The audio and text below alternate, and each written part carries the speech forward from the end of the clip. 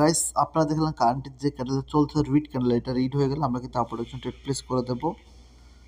আমরা কিন্তু বড় অ্যামাউন্টের কিন্তু ট্রেড প্লেস করে দিলাম গাইস। আমাদের ফেভার অনুযায়ী এই ক্যান্ডেল হতে হবে গ্রিন। ওকে, তো কেন গ্রিন হতে হবে ভাই, আপনি যদি দেখেন মার্কেট কিন্তু এভাবে চলতেছিল, আমি আপনাদের দেখে ড্র করে তাহলে বিষয়টা বুঝতে পারুন। মার্কেট কিন্তু ভাই এভাবে ব্যাক টু ব্যাক চলতেছিল এভাবে, ঠিক আছে, এভাবে উপর কিন্তু আপওয়ার্ড কিন্তু ফলো করতেছিল ট্রেন্ড, ঠিক আছে। এবং যখনই আমি দেখছি মার্কেট এই পয়েন্টে যখন আসছে, তো তখন কিন্তু দেখেন green read green read green read, ঠিক আছে, এভাবে কিন্তু চলতেছিল, মানে সেলার মোমেন্টাম কিন্তু লো হচ্ছিল। দেন যখন একটা রিড হয়ে গেছে তখন কিন্তু আমরা আপার ডিরেকশনে কিন্তু ট্রেড প্লেস করে দিতে গেছি, ঠিক আছে।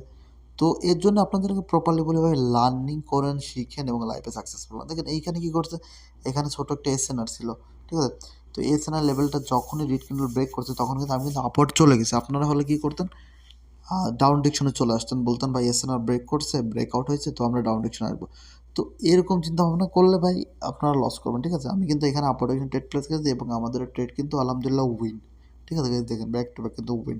ওকে, তো এর জন্য আপনাদের বলি শিখেন এবং লাইফে আগে বাড়ুন।